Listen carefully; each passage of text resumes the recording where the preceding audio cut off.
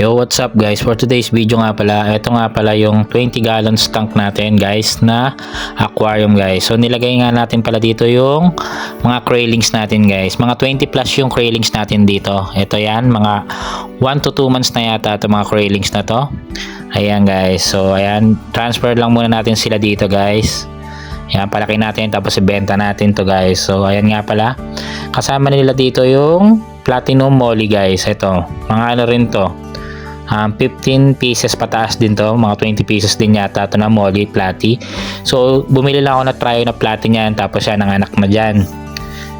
So yan, di naman sila magkakainan kasi masyadong malaki ang mga platy molly na yan, kasi mga maliliit pa naman itong mga craylings natin guys.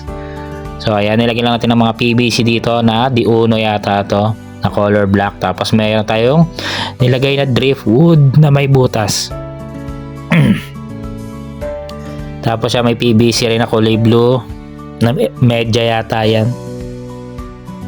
Tapos siya sponge filter lang. Tapos ito hinahayaan. Ang nililinis nga lang pala natin dito yung mga dumi nito. Yun lang nililinis natin. Pero yung mga side nito, yung mga walls niyan sa gilid niyan, bali yung harapan lang yung tinatanggal natin yung lumot. Yung gilid niya hayaan natin yan kasi kinakain din ng mga craylings yun. Tapos ito ginamit ako ng sinking pellet na PO2 yan guys. Tapos yung PO1 natin ginagamit lang natin yung sa mga craylings na sobrang liliit pa, kaya medyo naparaming lagay natin. Pero sige, ano lang yan, tuwing gabi lang natin yan pinapakain guys, hanggang maubos lang nila yan sa magdamag.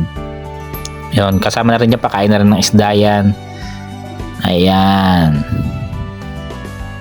Tapos transfer natin sa RepTab yan, or kaya sa 75 gallons na tank kung gusto natin gawin ng breeder, pag kailangan natin ng breeder guys. So ayan, tignan nyo, diba, ang bibilis nila. Kompleto pa yung mga ano nyan.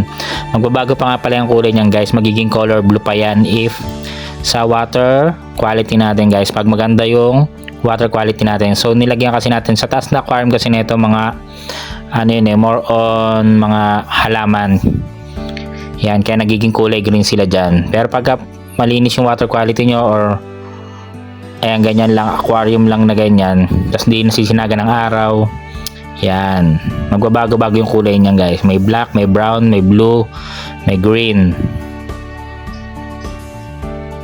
So ayan guys, pa-like and share ng video na to. Salamat, bye bye.